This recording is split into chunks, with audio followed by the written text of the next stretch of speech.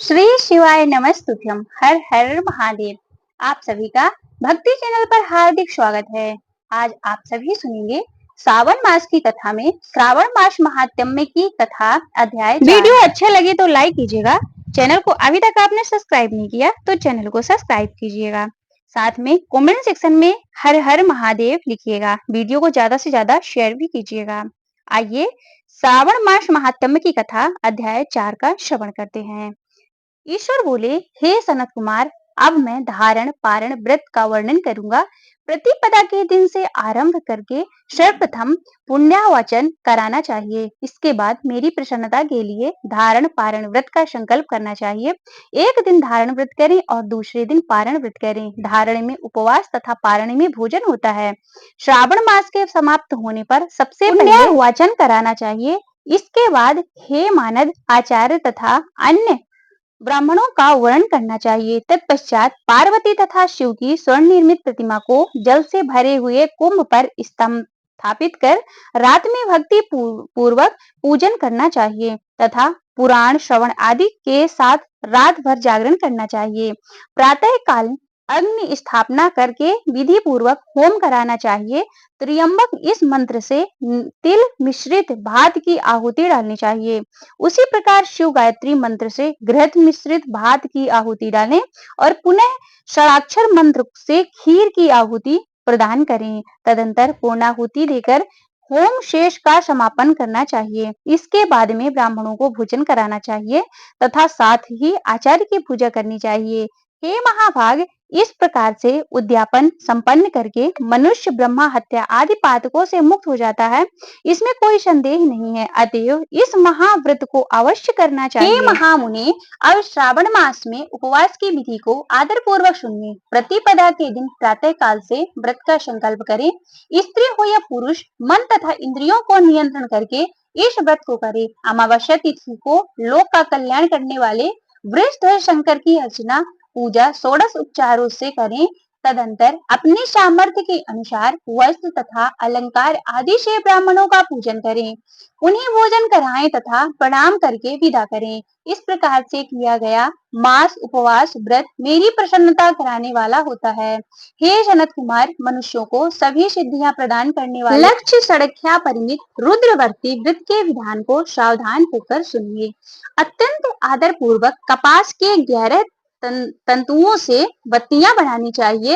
हे रुद्रवर्ती, नाम वाली बत्तियां मुझे प्रसन्न करने वाली हैं। मैं श्रावण मास में भक्ति पूर्वक दीवान के देव गौरीपति महादेव का इन एक लक्ष्य शंख वाली बत्तियों से निराजन करूंगा। इस प्रकार श्रावण मास के प्रथम दिन विधि पूर्वक संकल्प करके महीने भर प्रतिदिन शिव जी का पूजन कर 1000 बत्तियों से निराजन करें और अंतिम दिन 71,000 बत्तियों से निराजन करें अथवा प्रतिदिन 3000 बत्तियां आदर पूर्वक अर्पण करें और अंतिम दिन 13,000 बत्तियां समर्पित करें अथवा एक ही दिन सभी 1,00,000 बत्तियों को मेरे समक्ष जलाएं।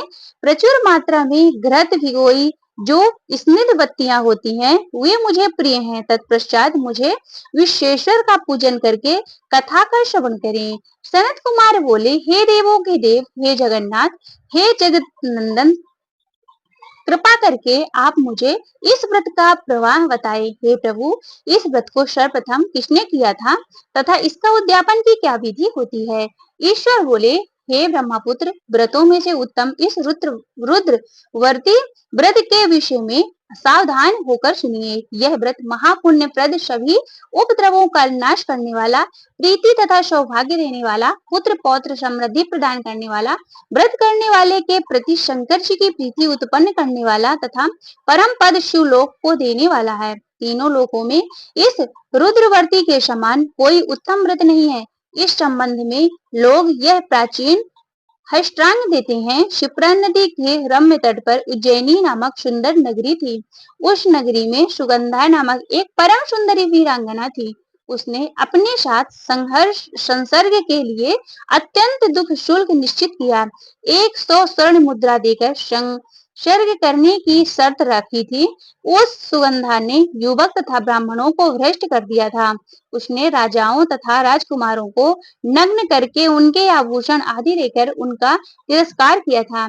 इस प्रकार उस सुगंधा ने बहुत लोगों को लूटा था। उसके शरीर की सुगंध से कोस भर का स्थान सुगंधित रहता था। वह पृथ्वी तल पर भूमि, लावण्य और कांति की मानो निवास स्थली थी।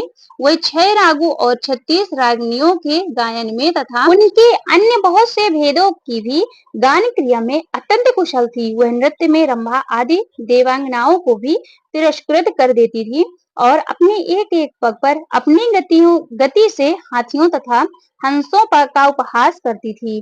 किसी दिन वह सुगंधा कटाक्ष तथा भाव चालान के द्वारा कामवाणों को छोड़ती हुई क्रीड़ा करने के विचार से क्षिप्रा नदी के तट पर गई। उसने ऋषियों के द्वारा सेवित मनोरम नदी को देखा। वहां कई प्रिय ध्यान में लगे हुए थे तथा कई जप में लीन थे। कई शिवार्चन में रत थे, कई विष्णु के पूजन में तल्लीन थे। हे महामुने, उनमें से उन ऋषियों के बीच विराजमान मुनि वशिष्ठ को देखा। उनके दर्शन के प्रभाव से उसकी बुद्धि धर्म में प्रवृत्त हो गया। जीवन तथा विशेष रूप से विषयों से उनकी विरति हो गई। वह अपना सिर झुकाकर बार बार मुनि को प्रणाम करके अपने पांव की निवृत्त के लिए मुनि श्रेष्ठ वशिष्ठ जी से कहने लगी, हे अनाथ, हे विपेंद्र, हे सर्व विद्या विशारद, हे योगीश, मैंने बहुत से पाप किए हैं। अतः हे प्रभु, उन समस्त पापों के नाश के लिए मुझे उपाय बताइए। ईश्वर बोले, हे सनत कुमार, उस सुगंधा के इस प्रकार कहने पर हुए दीन वत्सल मुनि वशिष्ठ अपनी ज्ञान दृष्टि से उसके कर्मों को जानकर आदर पूर्वक कहने लगे, तुम सावधान होकर सुनो। जिस पुण्य से तुम्हारे पाप का पूर्ण रूप से नाश हो जाएगा, वह सब मैं तुमसे अब कहता हूँ। हे भद्रे, तीनों लोकों के विख्यात वाराणसी में जाओ। वहां जाकर तीनों लोकों में दुर्लभ महान पुण्य देने वाले तथा शिव के लिए अत्यंत प्रीतिकर रुद्रवर्ती नामक व्रत को उस क्षेत्र में करो। हे भद्रे, इस व्रत को करके तुम परम गति को प्राप्त करोगी। तो उसने अपना धन लेकर सेवक तथा मित्र सहित काशी में जाकर वशिष्ठ जी के द्वारा बताए गए विधान के अनुसार व्रत किया। इस प्रकार वह उस व्रत के प्रभाव से शिवलिंग में विलीन हो गई। हे सनत कुमार, इस प्रकार जो स्त्री इस परम दुर्लभ व्रत को करती है, वह जिस जिस अभीष्ट पदार्थ की इच्छा करती है, उसे निसंदेह प्राप्त होता है। हे सुब्रत, अब आप मणिक व्रतियों के महात्म्य को सुनिए। हे विपेंद्र, उन मणिक व्रतियों के व्रत से स्त्री मेरे अर्ध आसन की अधिकारिणी हो जाती है और महाप्रलय पर्यंत वह मेरे लिए ही प्रिय रहती है। अब मैं इस व्रत की संपूर्णता के लिए उद्यापन का विधान बताऊंगा। चांदी की बनी हुई नंदीश्वर की मूर्ति पर आसीन सुवर्णमय भगवान शिव की पार्वती सहित प्रतिमा को कलश पर स्थापित करना चाहिए और विधि के साथ पूजन करके मध्यरात्रि तक जागरण करना चाहिए। इसके बाद प्रातः काल नदी में निर्मल जल में विधि पूर्वक स्नान करके 11 ब्राह्मणों सहित आचार्य का वर्णन करना चाहिए। तत्पश्चात रुद्र सूक्त से अथवा गायत्री से अथवा मूल मंत्र से घृत, खीर तथा बिल्व पत्रों का होम करना चाहिए। इसके बाद पूर्णाहुति होम करके आचार्य आदि की विधिवत पूजा करनी चाहिए तथा सपत्नी 11 उत्तम विप्रों को भोजन कराना चाहिए। हे सनत कुमार, जो स्त्री इस प्रकार व्रत करती है, वह समस्त पापों से मुक्त हो जाती है। तत्पश्चात विधि विधान पूर्वक कथा को सुनकर स्थापित की गई समस्त सामग्री ब्राह्मण को दे देनी चाहिए। इससे निश्चित ही रूप से 1000 अश्वमेध यज्ञों का फल प्राप्त होता है। इस प्रकार श्री स्कंद पुराण के अंतर्गत ईश्वर सनत कुमार संवाद में श्रावण मास महात्म्य में धारण पारण मासोपवास रुद्रवर्ती कथन नामक 14 अध्याय संपूर्ण हुआ। वीडियो अच्छा लगे तो लाइक कीजिएगा और चैनल को अभी तक आपने सब्सक्राइब नहीं किया तो चैनल को सब्सक्राइब कीजिएगा। वीडियो को ज्यादा से ज्यादा शेयर कीजिएगा और कमेंट सेक्शन में अपने सुझाव भी हमें बताइएगा। हर हर महादेव।